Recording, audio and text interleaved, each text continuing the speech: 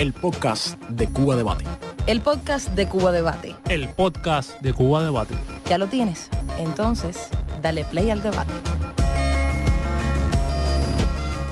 En diciembre de 2022, partidarios de la oposición venezolana votaron por eliminar el gobierno interino instaurado en 2019 y encabezado por el exdiputado opositor Juan Guaidó.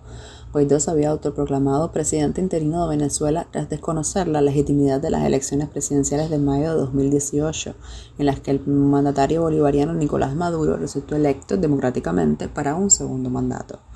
El presidente de la Asamblea Nacional de Venezuela, Jorge Rodríguez, aseguró que el mayor error de la extrema derecha fue creerse sus mentiras sobre un liderazgo ilegal y ahora están pagando las consecuencias de haberse equivocado abismalmente en un episodio nefasto y tragicómico, según calificó. Rodríguez estimó que era completamente imposible sostener a un señor que decía gobernar a un país desde la sala de la junta del condominio del edificio donde vive, y señaló que solo a un gobierno despiadado y prepotente como el del entonces presidente estadounidense Donald Trump se le ocurrió tomar a un imbécil y juramentarlo como supuesto presidente de un país que no era tal. Las fuerzas políticas venezolanas, Primero Justicia, Voluntad Popular, Acción Democrática y Un Nuevo Tiempo, aprovecharon el contubernio con Estados Unidos, Europa, algunos países de América Latina y la derecha internacional para acometer sus fechorías anticonstitucionales. Una trama aupada y amparada también desde su nacimiento por la maquinaria de los poderosos medios de comunicación. Al decir de Jorge Rodríguez, la autojuramentación hizo mucho daño. A robar mucho dinero, propiciar los peores bloqueos y las sanciones más brutales contra el pueblo de la República Bolivariana. Remarcó que esta aventura tenía fecha de vencimiento y que más que para gobernar, la llamada Plataforma Unitaria, esa coalición opositora, utilizó su interinato para justificar la pantomima de esta mentira dirigida a todo tipo de agresiones contra Venezuela, como lo fue el robo del oro depositado en el Banco de Inglaterra, las empresas Citgo en Estados Unidos y Monómeros en Colombia. Sobre estos recientes acontecimientos en Venezuela, la decisión de la oposición de poner fin al interinato de Guaidó, la postura de Estados Unidos y la Unión Europea ante ese hecho y el papel de las ONGs en los planes de desestabilización orquestados en contra del gobierno bolivariano de Nicolás Maduro, conversamos en el podcast de Cuba Debate con el investigador del Centro de Investigaciones de la Política Internacional, máster en Historia Contemporánea y Relaciones Internacionales, Elio Emilio Pereira Pena. Bienvenido, profesor.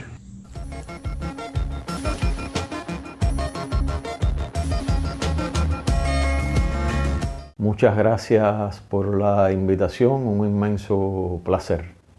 La Asamblea Nacional Opositora Venezolana, en 2 sesiones de trabajo, decidió poner fin al interinato de Juan Guaidó bajo la explicación de que ese gobierno interino no cumplió con los objetivos propuestos, aunque decidieron que siguiera existiendo la Asamblea Nacional como ente fundamental para el control de los activos financieros venezolanos en el exterior.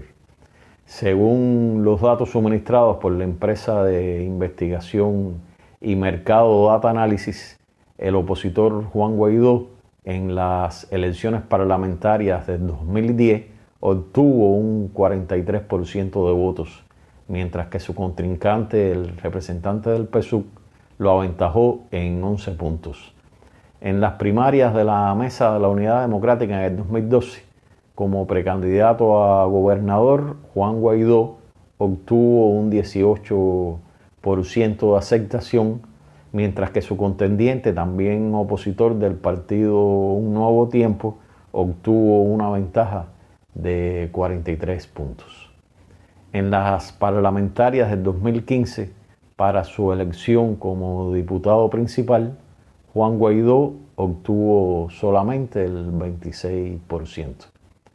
Al autoproclamarse presidente, Juan Guaidó obtuvo, como se conoce, el apoyo de unos 56 países. Entre ellos, vale destacar que 11 del área latinoamericana y caribeña.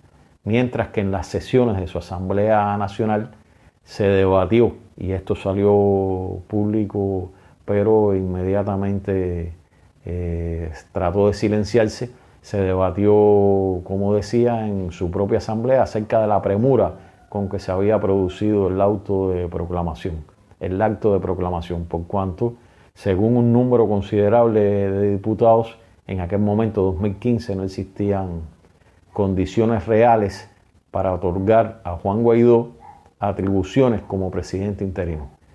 No existían condiciones según debatieron los propios opositores en su asamblea. No existían condiciones para darle esa condición ni a Juan Guaidó ni en aquel momento a ningún otro opositor. En enero del 2021, la propia Unión Europea deja de reconocer a Juan Guaidó, aunque, como se conoce también, el Parlamento Europeo y la administración estadounidense se esforzaron por exacerbar su nivel de representatividad. Recuerdo ahora, declaraciones de Luis Vicente León, presidente de la mencionada encuestadora Data Análisis.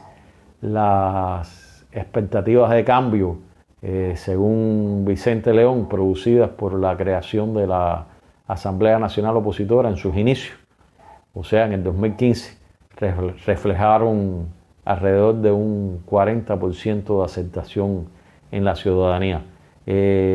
Podemos mencionar que, como se conoce, estas encuestadoras pueden tener un determinado grado de subjetividad mayor o menor, pero bueno, es un elemento a tener en cuenta, un 40%, lo cual decayó, según esta propia encuestadora, en las elecciones del 2021, previo a estas elecciones, pues decayó a un 8%. La posición de Estados Unidos en relación con el interinato y la asamblea ha sido expresada a través de Brian Nichols y de un vocero del Departamento de Estado. Los Estados Unidos han planteado que respetan la decisión de la asamblea en relación con el interinato y que reconocen a la asamblea opositora. Estados Unidos se esfuerza o se ha esforzado en los últimos meses por brindar la idea de que está dispuesto a realizar gestos positivos con el acercamiento al gobierno de Maduro y dando la idea de flexibilización de medidas de presión cuando en realidad todo se mantiene igual, toda vez que el reconocimiento de la asamblea significa también un reconocimiento a Guaidó, por cuanto Juan Guaidó sigue siendo diputado de la Asamblea Nacional Opositora. La Unión Europea, en mi opinión, ha tenido una postura más flexible y pragmática. Representantes de la Unión Europea conversan con el gobierno de Maduro. La Unión Europea tiene embajador en Caracas y España apoya el proceso de negociaciones con el gobierno bolivariano y ha dado el beneplácito para una embajadora venezolana en ese país. En el momento de la creación del gobierno interino, los Estados Unidos arreciaron el bloqueo económico y comercial. Se creó el Grupo de Lima y con esto hicieron ver que el gobierno de Maduro duraría unos 3 meses. Y desde hace tiempo no tienen cómo sostener esa hipótesis. De hecho, en el 2022, al menos 2 veces públicamente, enviaron delegaciones a conversar a Caracas para tratar de activar el suministro de petróleo. Claro está, sin eliminar el régimen de sanciones. Pero de facto es un reconocimiento al gobierno de Maduro y una negativa, aunque no explícita, a la existencia de otro posible gobierno paralelo. La creación del gobierno interino fue, sobre todo, una manera de sectores reaccionarios estadounidenses y europeos de tratar de unificar las fuerzas anti-Maduro, lo cual lograron en un inicio, pero después sus propias fracturas históricas y aún vigentes tuvieron mucho más peso. En opinión de los encuestadores de Data Análisis, si la oposición no logra unificarse o al menos alinearse lo más posible en el logro de sus objetivos, pues las probabilidades de éxito opositor en Venezuela serían o son casi inexistentes de no lograr este propósito las oposiciones. Entre otros elementos de juicio que permiten analizar, examinar al menos brevemente el porqué del fracaso del interinato y de la Asamblea Nacional Opositora, se pueden dilucidar los siguientes. Los objetivos trazados por el interinato y su asamblea fueron, en mi opinión, muy ambiciosos. No basta con nombrar por unos cuantos a un presidente interino para derrocar a un gobierno democráticamente electo por mayoría. Pensaron erróneamente que el apoyo internacional era suficiente para derrocar al gobierno de Nicolás Maduro, obviando las profundas raíces del proceso revolucionario bolivariano, obviando también las características antropológicas de la ciudadanía venezolana y que el férreo bloqueo afectaba por igual a todos, pensaran como pensaran, lo cual es inaceptable hasta a nivel social, la situación del bloqueo en estas condiciones.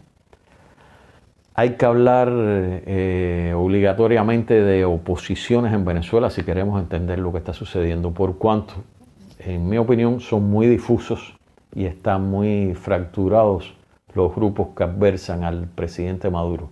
Desde algunos muy radicales como el de María Corina Machado hasta otros de tendencia mucho más cercana a los propios principios que defiende el gobierno, aunque con marcadas diferencias. La propia María Corina Machado ha dicho que participará en las primarias del 2023, pero es posible que lo haga de manera independiente. La encuestadora Data Analysis considera que la oposición tiene que renovarse y replantearse la búsqueda de tácticas eficaces para lograr sus objetivos de nuclear a una inmensa mayoría que defienda a un líder opositor que los represente en las presidenciales del 2024. El interinato y la asamblea opositora se opusieron a los procesos de diálogo, que hay que tener en cuenta que no son solo los diálogos de México, sino también hay diálogos entre las propias oposiciones, entre estas y el gobierno, sin obviar concesiones o conversaciones directas y por separado estas conversaciones de representantes del gobierno bolivariano y de sectores opositores con políticos y empresarios estadounidenses. Seguiremos en el análisis de la competencia existente entre la plataforma unitaria, la Alianza Democrática y la Alianza del Lápiz, en la que la plataforma unitaria trata de sacar mejor provecho mediante una campaña comunicacional más fuerte, llamando al apoyo de su gestión a los gobiernos de Estados Unidos, Alemania y Francia. Y recientemente esa plataforma unitaria ha firmado 2 acuerdos importantes con el gobierno bolivariano. El último de ellos encaminado a mejorar las condiciones de vida de la ciudadanía venezolana mediante un intento de utilizar eficazmente los activos financieros retenidos en el exterior. En síntesis, lo sucedido con el interinato es lo mismo que ha sucedido con el bloqueo estadounidense a Venezuela en sentido general. El mismo bloqueo que también ha fracasado contra nuestro país, contra Cuba, por más de 60 años y que no ha rendido en la nación bolivariana tampoco los frutos deseados por determinados sectores reaccionarios de la derecha estadounidense e internacional. Son los mismos sectores que ante su desespero inventaron los llamados ataques sónicos de La Habana, inventaron la presencia de miles de agentes de inteligencia cubanos en Venezuela con el triunfo del presidente Chávez y que en pleno 2019 se atrevieron infructuosamente también a crear la falacia de que más de 20.000 militares cubanos estaban apoyando a las Fuerzas Armadas Bolivarianas en Venezuela y que en el interior de Colombia apoyaban también la candidatura de fuerzas de izquierda para derrocar al gobierno de Iván Duque. Apreciamos que los Estados Unidos, como nos tienen casi que acostumbrados, juegan en relación con Venezuela con una doble moneda, o con una doble cara, mejor dicho. El Centro Internacional es un ejemplo. El Centro Internacional para Académicos, Woodrow Wilson, publicó en diciembre del 2022 su informe denominado Venezuela en el 2023 y más allá, trazando un rumbo distinto. En este informe dedican 28 páginas a lo que ese tanque pensante estadounidense denomina resolución del conflicto venezolano. En síntesis, el El documento plantea que no existe otro camino que no sea el de un proceso de negociación, hasta ahí todo bien, y que el objetivo de la oposición ya no es buscar el cambio de régimen acelerado, sino resolver emergencias humanitarias, derechos humanos y reconstrucción de la economía en un ámbito de gobernabilidad y consenso con vistas tanto a las presidenciales del 2024 como a las regionales y municipales del 2025. Bueno, podemos aclarar que este documento, cuando se refiere a oposición, todo parece indicar, a través de su lectura, que lo hace solamente pensando en la plataforma unitaria. Al explicar lo que se cataloga como crisis venezolana, por ejemplo, el documento enarbola que los culpables han sido los gobiernos chavistas.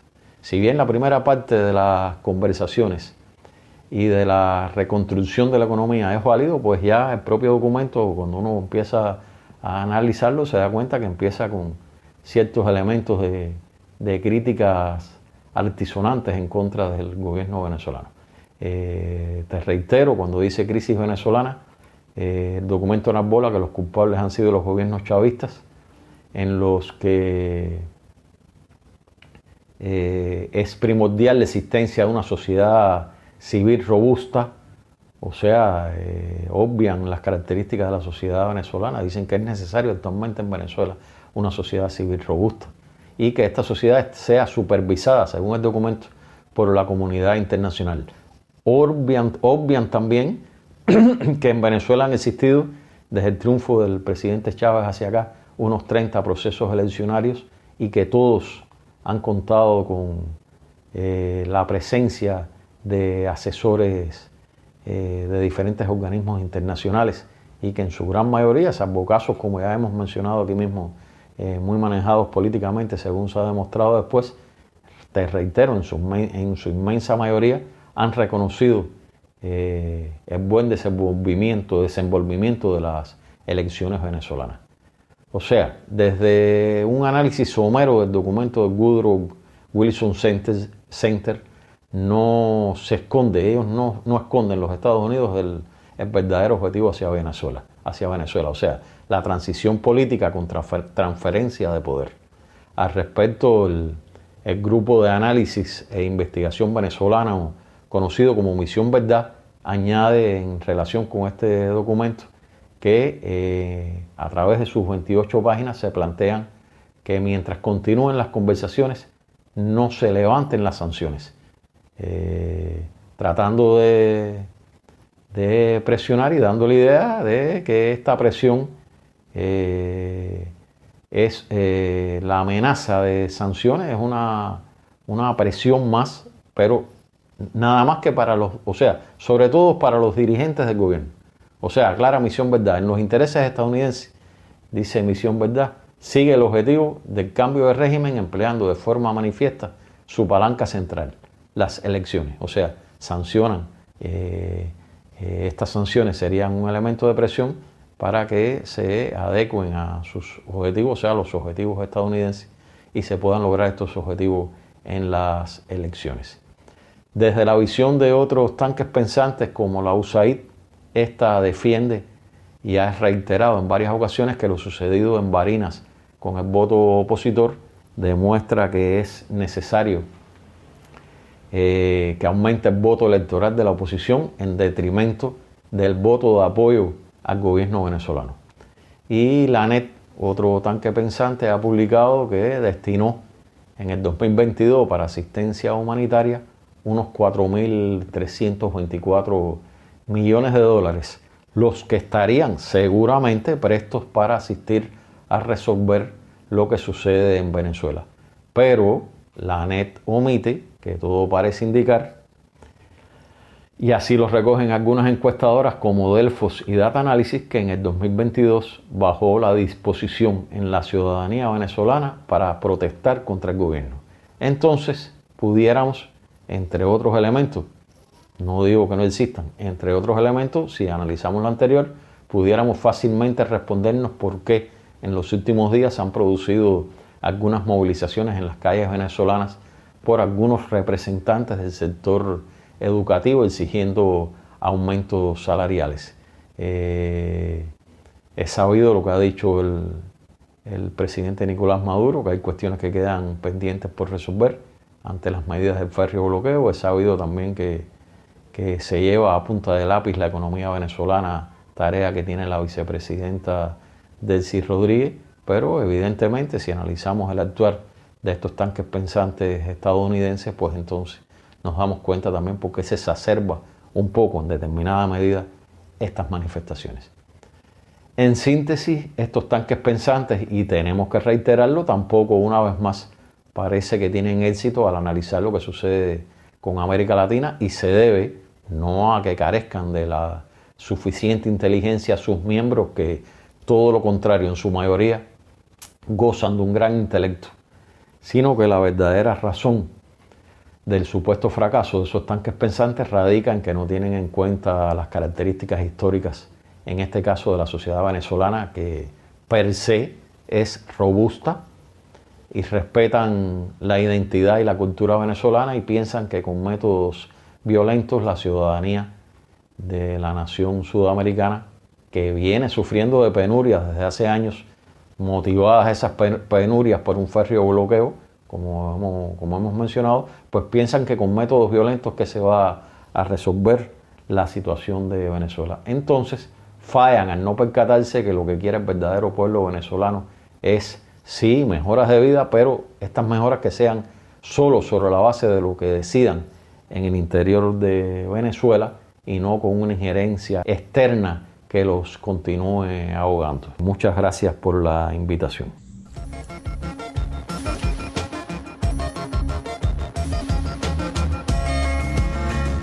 ¿Qué está sucediendo en Venezuela? La estrategia de violencia, las guarimbas, la presión internacional, el bloqueo económico centrado fundamentalmente en la industria petrolera y la autoproclamación de Guaidó no dieron resultado. Se acercan en pocos meses las elecciones presidenciales, elecciones a las que la oposición venezolana llega débil, y Nicolás Maduro y el PSUV llegan con fuerza y con muchas posibilidades de repetir la victoria de 2018. A nuestros oyentes, invitarlos a que continúen con nosotros y dejen sus comentarios en la web. Mi nombre es Claudia Fonseca y me despido hasta la próxima ocasión. Nos vemos.